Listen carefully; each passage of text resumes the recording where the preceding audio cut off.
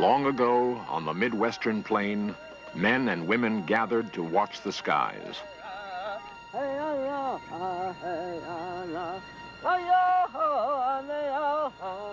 In a sacred ritual led by a priest of the sun, these people made the ultimate sacrifice.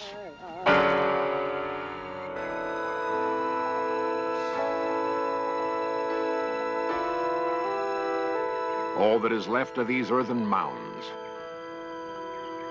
They may conceal the secret of a Mayan legacy.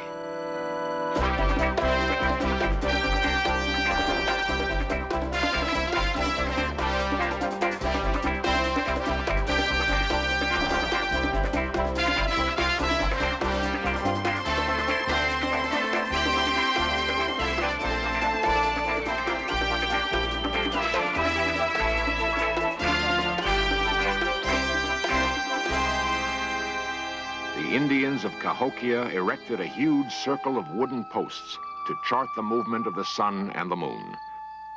It sits 300 miles from the city of Chicago. It is called the American Woodhenge. The ancient astronomers have disappeared, but their calendar survives. How did they gain their knowledge of the universe?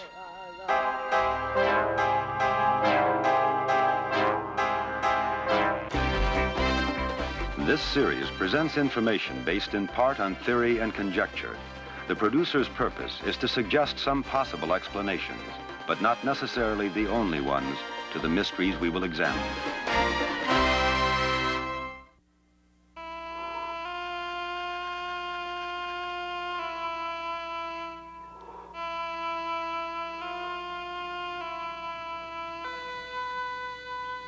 Long before the first explorers came to America, an extraordinary civilization arose in southern Illinois. The people had no metal tools, no written language. But their lives were ordered by a profound understanding of nature and the universe.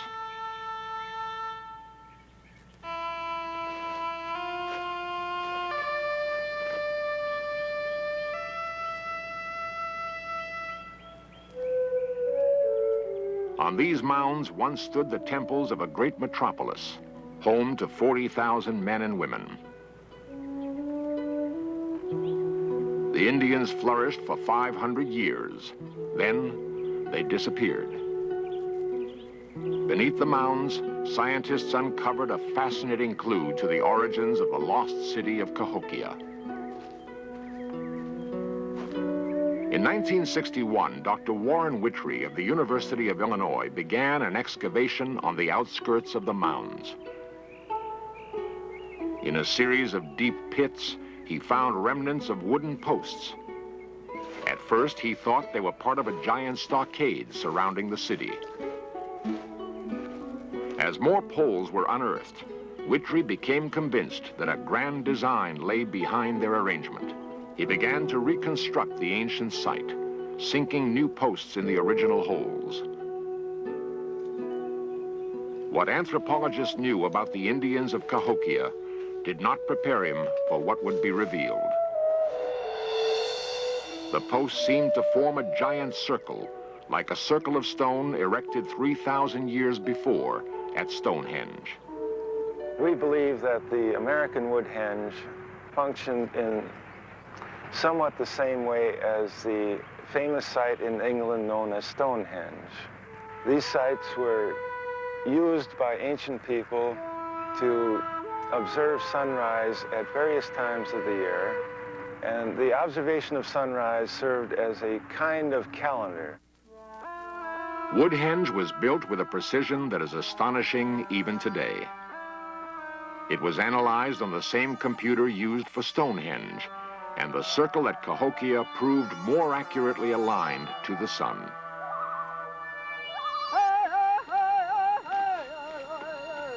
From Whittrey's discovery, anthropologists were able to reconstruct the pattern of Cahokian life. They found that here was a culture different from other tribes of North America. Their society revolved around a calendar that linked men on Earth with the gods who ruled the skies. Before beginning any new enterprise, the people sought the guidance of the sun. Each morning, a priest of the sun went out to greet the dawn. Like the chiefs of other tribes, his power was absolute, for only a priest could communicate with the gods. Inside the mounds was evidence that the sun priest was even more powerful than other chiefs. His death carried great import for the whole of Cahokian society. A team of archaeologists made an astonishing discovery that set Cahokia apart. 53 young women were buried in a mass grave. They had all been strangled. Nearby were the partial remains of 4 young men. It appeared that their heads and hands had been deliberately severed. The key to these mysterious deaths lay in yet another tomb, where a priest had been buried with a hoard of possessions. The lavish burial told of men and women sacrificed to ensure their priest a safe journey to the gods. Nowhere in the story of the ancient Americas was there ever such a massive ritual sacrifice. Were the Cahokians inspired by ideas from another place and time?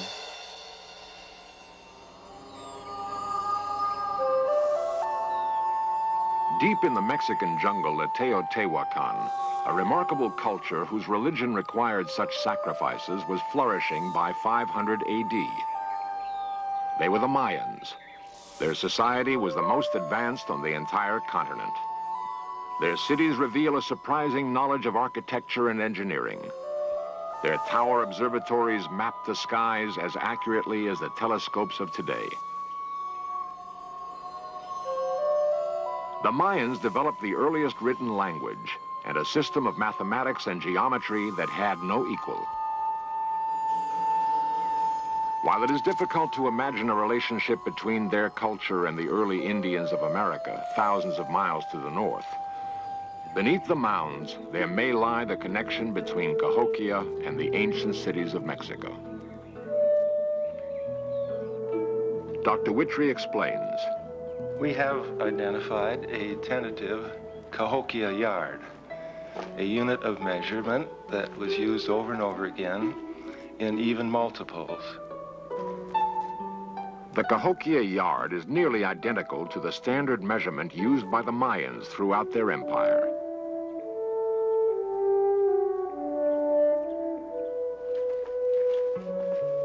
An intriguing correspondence in time may connect their societies. The turning point in Cahokia's development came around the year 900, precisely as the Mayan civilization was drawing to an end in Mexico.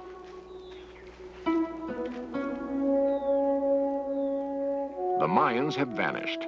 No one knows where they fled when their cities began to die. Do the similarities in religion and astronomy tell us the Mayans went far to the north?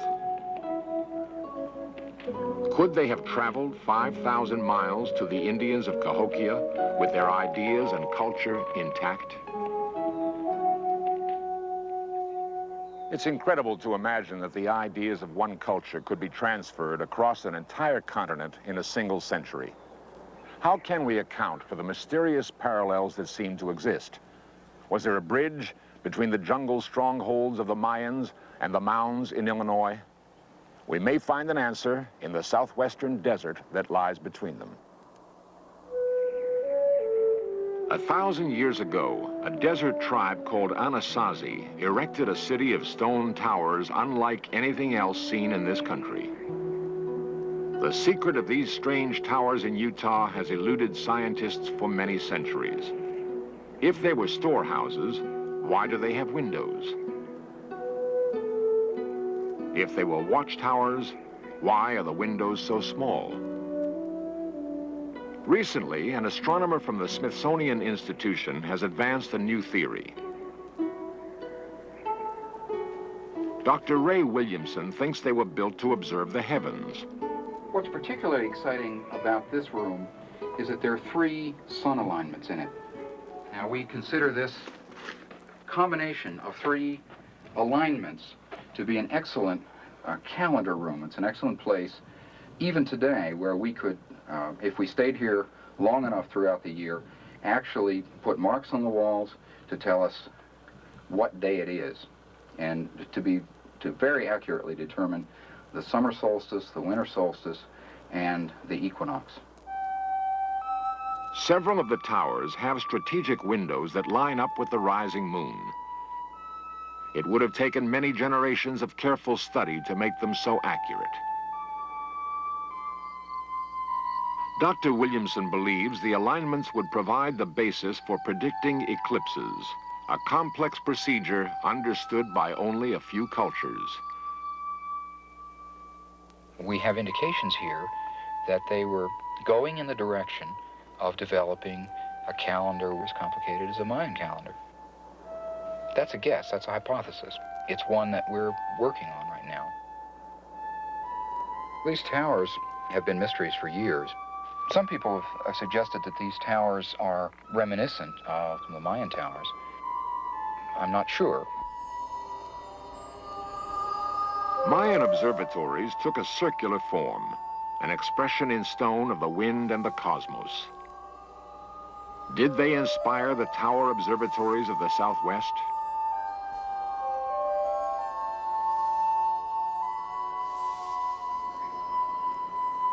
We found recently some small evidence of Mexican influence up in this area. And perhaps that's associated with the towers that are here, I don't know. I think they're still mysteries.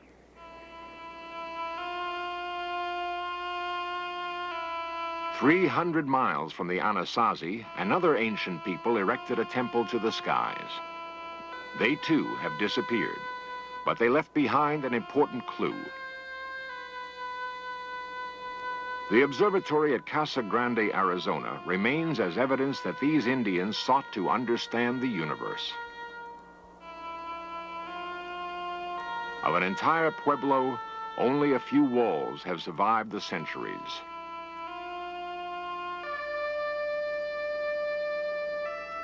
Despite the protection of its sheltering roof, the observatory may not last for another 50 years.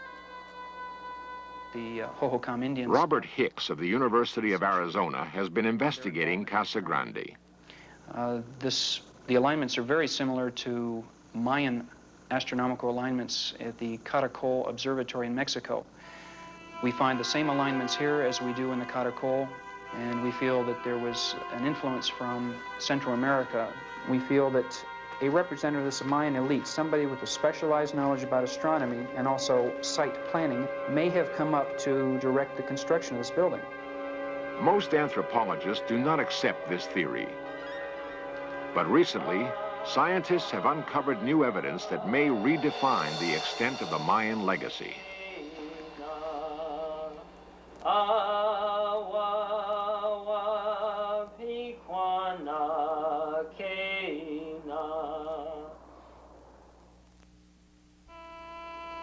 In the deserts of the Southwest, this country's prehistoric astronomy reached its greatest heights.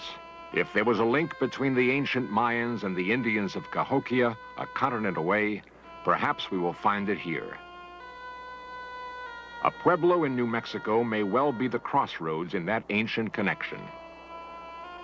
It is Chaco Canyon, built out of stone and brick by the Anasazi, architects of the mysterious towers in Utah. In a massive ceremonial structure called the Great Kiva, astronomers found evidence of a scientific knowledge that rivals anything we know today. At the summer solstice, Dr. Williamson has come to observe the dawn. Every year on the 21st of June, the sun repeats a timeless pattern. All right. Now that will just about get the sun coming over. There it comes. We're here in Chaco Canyon in a great kiva, Casa Rinconada, to determine the astronomical alignments of this building that we're in. We're here on the solstice because on the solstice the sun comes through this port that you see and falls on that low niche over there. The solstice was a special time for the Indians who constructed this building. They needed to know when the solstice occurred to set their calendar.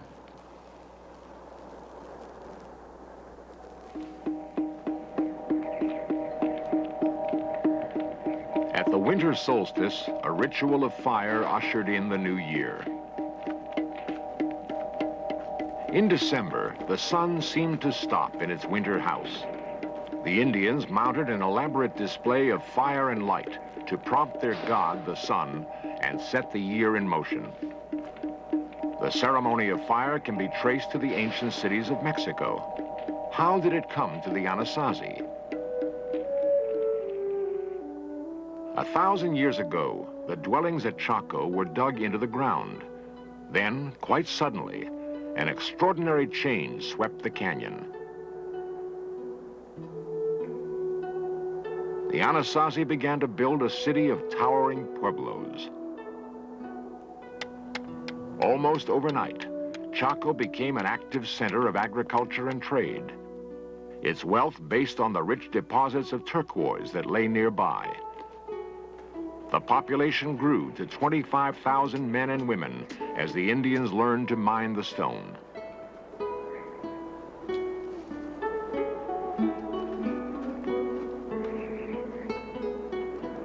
The turquoise attracted merchants from far away.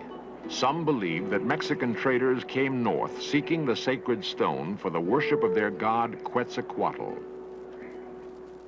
Turquoise is the godstone for Quetzalcoatl. It was also important to some of the other Mexican Dr. Jonathan Raymond of Illinois State and again, University. if Quetzalcoatl is going to be properly served, he's got to have the turquoise that he demands. Mexico had turquoise, but not enough. The Southwest had abundant turquoise, and so the merchants of Quetzalcoatl and the other deity cults came out of North Mexico into the Southwest looking for turquoise. The merchants were men of high status called Pochteca, employed by the courts of Mexico to supply their temples with turquoise. To Chaco, they brought new crops, more productive corn. Was it simple trade or something more? For here were the peoples of two distant cultures speaking different languages. Did they achieve a deeper communication that reached beyond trade? Was information part of the exchange? At the head of the canyon, the Indians constructed an elaborate road system stretching for 300 miles. Was it built to welcome travelers from the south? Did the merchants also receive more than the sacred stone itself? Raymond believes the Anasazi not only supplied the raw turquoise, but actually worked it into finished products. The beads and ritual mosaics used by the Mexican culture thousands of miles away. And in time, Chaco and the other areas around it came under the heavy influence of Mexican exploitation, economic exploitation, for the betterment of these religious cults of North Mexico. In an excavation for the National Science Foundation, Raymond unearthed dramatic evidence to support his claim. He discovered two tombs that were like no others seen in this country. Two skeletons were found, laid out on thousands of turquoise beads. 12 men had been beheaded to accompany them in death. To Raymond, the implications were clear. These were the graves of important visitors from another land. They're not your ordinary Pueblo peoples. These are someone special. I think Pochteca. If the Pochteca did bring new crops to the north, they undoubtedly would have taught the Indians how to grow them, passing along the astronomical knowledge necessary for a seasonal calendar. Knowledge not only of the sun and the moon, but of the stars as well. Using the computer, Dr. Raymond has found evidence to substantiate his theory. What we think the Anasazi watched is based on what we know the historic Pueblos, like the Zuni and the Hopi, watched. We have good historic records for this. We know that they watched Orion. We know that they watched the Pleiades. We know that they watched the Gemini twins. If you take the stars that are used in the Southwest and the stars that are used in Mexico, we find that they are using many of the same stars and many of the same constellations. In fact, not only are they observing the same ones, but they're using them in precisely the same way. When we take that into consideration, and when we calculate the odds against that happening, we come up with something on the order of about 45 million to 1. In other words, the very fact that they're using the same stars, the same constellations, and using them in the same way strongly suggests that there was contact between the two areas. Did elite members of an ancient empire carry a knowledge of the sun and the stars to the prehistoric Indians of the American desert? Could it also have been brought to a tribe in Illinois?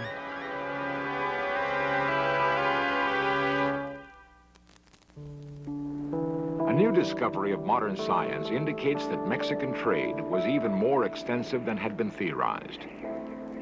In New York, a nuclear chemist has traced the turquoise in ancient artifacts to their points of origin.